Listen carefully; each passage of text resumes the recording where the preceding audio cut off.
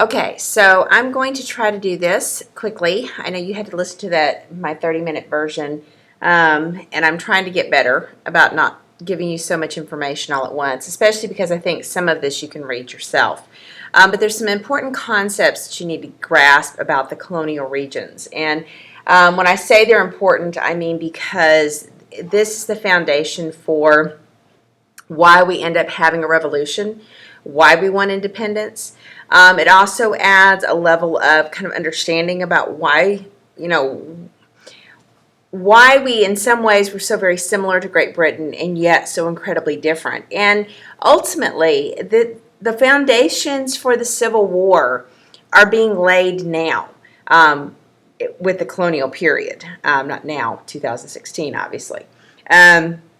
So, I want to be sure to kind of highlight those things. And so we've talked about a number of these different regions. And the first point I want to make, and I've talked probably more than you want to know about the Stuarts and that kind of thing. The big point that I want you to know is that Parliament's really in control after 1688. And the issues of taxation that the Stuarts and Parliament bickered about are really gone. So that's kind of a big deal. So when we start talking about taxation and the colonies being upset about that, it's really Parliament that's running that, not the monarchs. The king is not in charge of the taxation process, and I think that's a very important distinction for you to realize. The other thing is that we have a real change in control. Right? This is an imperial government now. This idea of the proprietors and the company charters, because England is small and they don't have enough resources to develop their own colonies, or because the king is kind of broke or struggling, and so he has to get favors, that kind of thing. That's going away. So we're having a very different England emerging as we go into the 1700s. And I've touched on kind of the colonial system, with the Vice Admiralty courts being the legal authority, the Board of Trade being in charge of regulation. And what this tells you is that, once again, it's not really about the king. I mean, yes, the king is the monarch, and he kind of has some authority, but his authority is very much checked by Parliament and by this Board of Trade and this organization that is intended to control the colonies as a raw material resource, not so much as an extension of Great Britain. And I think that distinction in how Great Britain viewed the colonies is very important. Also, keep in mind that the colonial representatives and the colonial governors are the ones who are really running the colonies. Yes, the Board of Trade is kind of overseeing, but when you're talking day-to-day operations, right, the Board of Trade is not running day-to-day operations. And it's kind of like our lives now, right? I mean, we have a Congress and we have a president, and they set policies and do some things that affect us. But day in and day out, it's our local government that we deal with on a regular basis. And that kind of sense of locale is very important to the colonies. And remember that the colonial governors, really up until right before the Revolutionary War, are being paid by the colonies. So that's where their paychecks coming from. So there's kind of a sense of accountability there. And, England needs the resources, so as long as everything's going smoothly, they don't really care. The big theme that I want you to come away with is whether or not British control is really that bad. In a lot of ways, you can look at it and analyze this colonial period and say, what was the big deal? Why did they get so upset? And really, what makes them so upset is that essentially that the colonies are doing whatever they want. Yes, there's government checks in place. Yes, there's the emergence of navigation acts and stuff like that are meant to control the movement of goods and that sort of thing. But really, England's just figuring out how to be an empire. And so, you have the Act of Union in 1707. And England really begins to emerge as this imperial identity, but they haven't worked out all the bugs. It's kind of like when you have, your first kid. You don't know what you're doing. You're kind of making it up as you go along, and you make some mistakes. You're too easy on this. You're too hard on that. And that's very much how Great Britain was. And so you really draw a strong parallel between kind of like a teenager who hasn't had enough discipline and the colonies, right? Where they have just enough independence that they really kind of run themselves and take care of themselves, but they're not completely independent, not really. And yet they don't. Their perception is that they don't need to be governed. They don't need somebody to tell them what to do. And so you begin to have this real sense of kind of thwarting the authority of England. Now, understand that it's not until we get to the French and Indian War that England really buckles down. And during most of the 1700s, the American colonies are allowed to trade pretty much however they want. Now, they have to be a little sneaky about it, right? There's a little bit of bribery going on. But, everyone's comfortable with it and everyone's making money. And part of this is because Great Britain has had this attitude going all the way back to Queen Elizabeth, that they didn't want it to cost England anything to develop the colonies. And so they had let the colonies pay for things themselves and for people to go find their own wealth. Well, so by the time you get to the 1730s and 1740s, these people are bribing and they're smuggling and they're doing all this kind of stuff, and they get very accustomed to that, and they don't want that to be interfered with. And there's a real sense that England hadn't tried very hard to settle those colonies, that these people had done it all themselves. And there is a degree of truth to that. So when we're trying to figure out, where the revolution came from, what made it happen, there's a lot of kind of different angles you can take, from British control isn't that bad and what were the colonies complaining about, to, well, Great Britain wasn't paying any attention, and they did not seriously invest in the colonies until the French and Indian War. And so you could make an argument really from either direction. And this is part of that vacuum, part of that lack of consistency that's going to lead to the revolution. We've talked quite extensively about the Chesapeake, so I don't need to go into that too much. You can read all of this and kind of see what the conditions were there. The big thing is that the Chesapeake does begin to have more stabilized social systems, landholding, that wealth status. This is where men like Thomas Jefferson and James Madison come from. And you do tend to have not extensive industry. By industry, I mean factories and stuff like that. It's not that you don't have towns that have blacksmiths and stuff, because you do. Just not to the extent that you see up in the north, up in New England. Big things, remember that the real concern is about helping out the poor whites, the former indentured servants. They want to make sure they don't have another Bacon's Rebellion.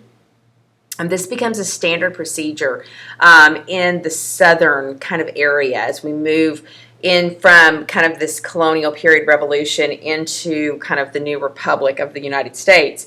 There's a real trend in these states like Virginia and Maryland and South Carolina, North Carolina, to find a way to keep the whites who don't have the economic resources and the land property as the elites, as the planters, to keep them satisfied with the status quo.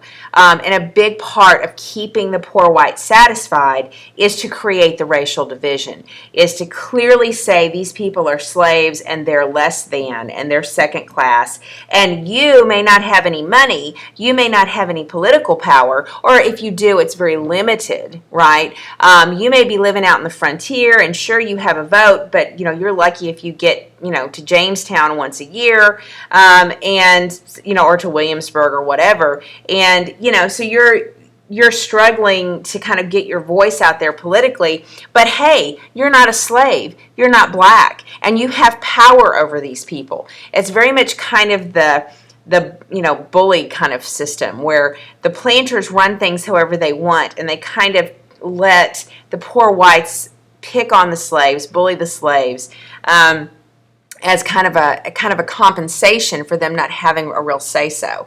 And that's where the deference comes in for the social hierarchy, where these elites, these people that own a lot of land, really become the ones that lead the community. They're the ones that are involved in politics. And then we have a few little exceptions that happen, but for the most part, that's going to hold true.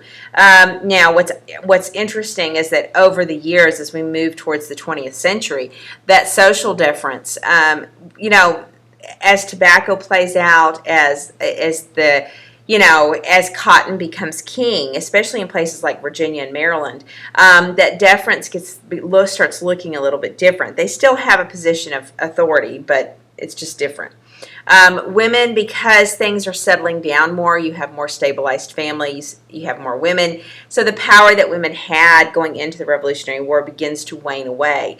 And there tends to be an intentional way of controlling inheritance and stuff because there were concerns, and I've touched on this before, about how they take things away from people that they were able to get in the early period where it was a frontier and we didn't have government structures and it took everybody to make everything work. As those government structures come in, we tend to see people losing something.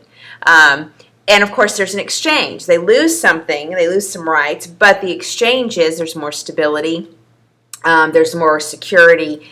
So, it's your classic, social contract theory about what we give up in order to have the stability and security and protection. And of course, the more that you have this area being developed, the more that the native populations leave and move westward. And many of the English perceive this as being, hey, it's more land for us. So just kind of get those. We've talked some about the southern colonies, South Carolina and Georgia in particular. Very similar to the Caribbean climate. And, very harsh, very difficult, tends to have a dominance, not dominant, it tends to have a majority slave population. Almost zero interest in anything that resembles industry. I mean, you've got really two towns, Savannah and Charleston, and that's it. And those towns might have a little bit of kind of manufacturing element, but for the most part, these southern colonies completely rely on trade with England and completely rely on trade with the North. They are there to get that raw material, that sugar, the indigo, the rice, that kind of thing. Their agricultural system is very stagnant. This is part of what allows the Chesapeake area to diversify because they have to provide food for all the slaves. And this is going to lead to a social system where you have extreme wealth and extreme poverty. Very, very difficult to move up and down the social ladder in South Carolina and Georgia. Slightly easier in the Chesapeake region. And this is going to matter because remember, in the Chesapeake, we're kind of throwing a bone to the poor whites. Hey, I mean, you have a little bit of political say-so, you have a little bit of land, but you're still better than slaves. Well, in the southern colonies, this is an even more important thing because the social system is so fixed and there's so little room in the middle that the only thing you can really people that don't own land, the only thing they have is that they're not black. And so that's pretty unfortunate. The slave codes become harsher and harsher, particularly after the Stono Rebellion. If you go back to the slavery PowerPoint, I kind of mentioned the Stono Rebellion as one of the early resistance kind of movements to slavery. And remember, slavery in the southern colonies in the Caribbean was particularly harsh. So as far as analyzing the southern colonies, they're pretty straightforward. The middle colonies, lots more diversity, lots more agriculture. We have this is where you want to come if you're coming from Europe. Let's go into the middle. Let's go into Philadelphia. We want to go into Delaware. That climate's nice. It's not too hot. It's not too cold. And you can grow lots of food. And this area, even more so than Virginia, is the breadbasket.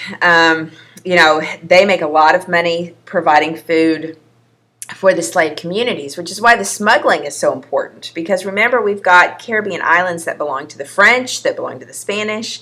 And so when the Navigation Acts try to limit Americans to only trading with British islands, British areas, they're losing customer base and they're a breadbasket. So they're going to be upset about that. And so this is where smuggling becomes kind of an issue. And lots of towns, there's towns all over the place. Matter of fact, even if you drive through this area even today, you have one little town, another little town. I mean, they're all like 20 miles apart. I mean, this concept that we have of these cities that are 4 hours away doesn't exist in the middle colonies.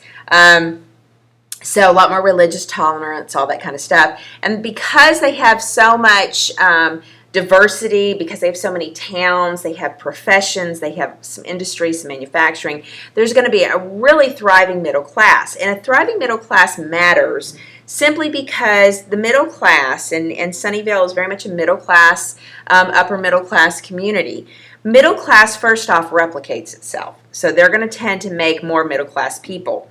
And one of the ways in which the middle class does this is by emphasizing literacy, emphasizing education, emphasizing job training. So they're producing people that have skills, right? You know, bow hunting skills, that kind of thing. That's a joke, right? Napoleon Dynamite. Anyways, so that you have them creating these skills, and that's going to make a community that, first off, is invested in themselves. They're invested in the success of the area. They're educated. They can read. Consequently, they're exposed to lots of new ideas. And so when you get to the revolution, this middle class is going to really kind of support the independence movement and what they're trying to accomplish, that kind of thing. Sorry, I'm yawning. It's 8 o'clock in the morning. Okay. New England, we've talked a lot about them and their stability, and the families, and how everyone had a kind of a farm. And the churches were very much in control at first. By the time you get into the 1700s, that is starting to move away. The church is not such a dominant force, and you have more of kind of a traditional society. They still remain pretty tight-knit, even with kind of religious diversity coming in. Places like Boston become these shipping kind of centers, if you will, and those become kind of a big deal. You do tend to have a lot more people that have a say-so. Because of the traditional family structure, the less that the church becomes a dominant force, really, you're still going to have the traditional family structure, but the church gave women a degree of authority in that they were seen as part of the overall structure of God's will. As the church loses its influence in government, women will tend to lose some of that, and you'll just have the traditional family structure. They're going to have a lot of towns. New England is primarily involved in the triangle trade, which is the one that goes from, brings sugar from the Caribbean and the South up into New England, where they make rum and that kind of thing, and they ship rum and guns and resources into England and then into Africa, pick up slaves, go to the South, drop the slaves off, get the sugar, and the process continues again. And so you kind of have that shipping being a huge piece of it. And of course, the immigration into like Boston, for example, or even New York, the high birth rates that are happening there are ultimately going to lead to even more problems with Native Americans.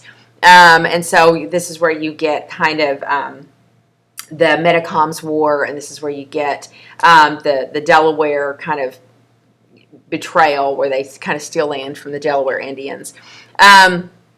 And so just kind of keep in mind their diversity. The wealthy are very much at the top of the social ladder, but they're going to be, these are your merchants, these are your lawyers, those kinds of people. Your artisans and professionals are going to dominate in New England as kind of your middle class. So whereas in the middle colonies, your middle class is often kind of your well-to-do farmers, your smaller merchants. Here in New England, your merchants are probably incredibly wealthy, and your middle class are going to be kind of those skilled artisans and the people that kind of push paper, that sort of thing. Your doctors, even your tavern owners are going to have a degree of wealth in places like New England. Salem witchcraft trials, I've talked a little bit about them. They have what they're 1688, something like that. I might have that date wrong, but it's late 1680s, early 1690s. And so the Salem witchcraft trials were really kind of the last gasp of kind of that Puritan foundation. In fact, the Salem witchcraft trials probably are the thing that really pushes New England away from kind of that church hierarchy and the church power and government, because the Salem witchcraft trials end up being so horrific, and kind of how they punished people.